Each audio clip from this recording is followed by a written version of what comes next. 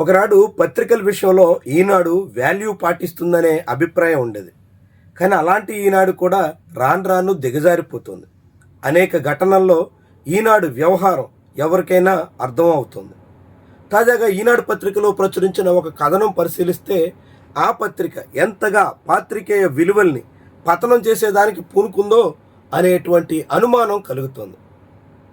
ఏదైనా ఒక పత్రిక ఆంధ్ర ఎడిషన్లో, తెలంగాణ ఎడిషన్లో కాకుంటే ఇంకొక రాష్ట్రపు ఎడిషన్లో ఎక్కడైనా ఒక వార్త ప్రచురించినప్పుడు ఒకే కథనం, ఒకే తీరున వార్త, ఒకే ఫోటోలు వాడతారు.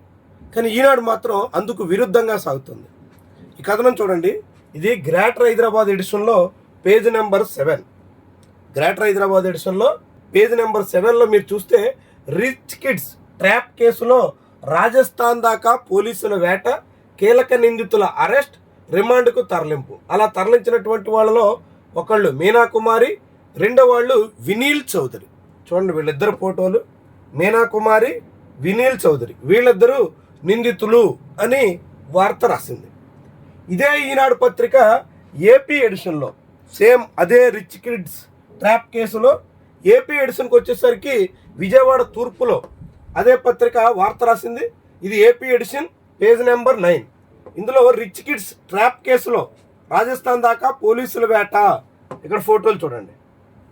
ఇక్కడ ఫోటోలు ఈయన వినీల్ చౌదరి అనేసింది. ఈమె మీనా కుమారి ఫోటో అక్కడ ఇక్కడ ఒకటే కనిపిస్తుంది. ఇది వినీల్ చౌదరి అట. బీఆర్ఎస్ కండువా మెడలో వేసుకున్నటువంటి బీఆర్ఎస్ నాయకుడు.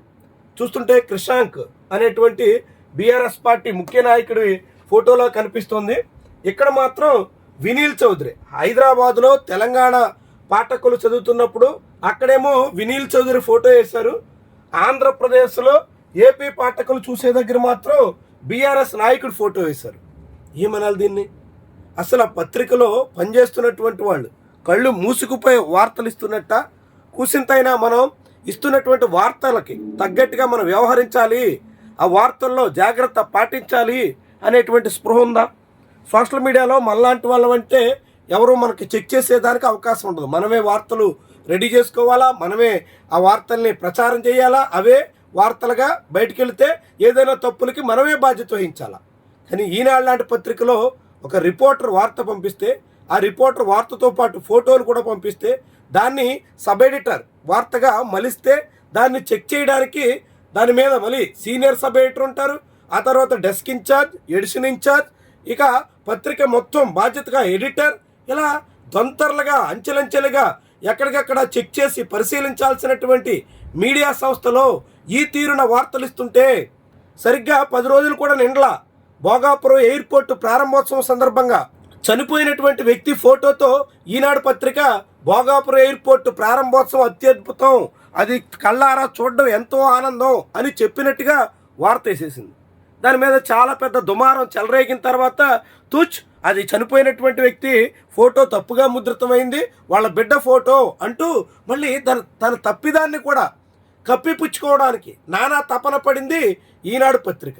తప్పు దొర్లినందుకు, అందుకు పాఠకుల్ని పక్కదారి పట్టించే ప్రయత్నం చేసినందుకు క్షమాపణ చెప్పకపోగా, ప్రాయశ్చిత్తం లేకపోగా, తప్పిదాన్ని కూడా కవరప్ చేసుకోవడానికి ఎవరో పంపించిన ఫోటో మేము చెక్ చేసుకోకుండా కళ్ళు మూసుకొని ముద్రించేసాం, అందువల్ల పంపించినటువంటి వాడు తప్పిదాం తప్ప మేము పాఠకుల్ని పక్కదారి పట్టించినట్టు కాదు అని కూడా ఈనాడు దిగజారి సమర్థించుకుంది.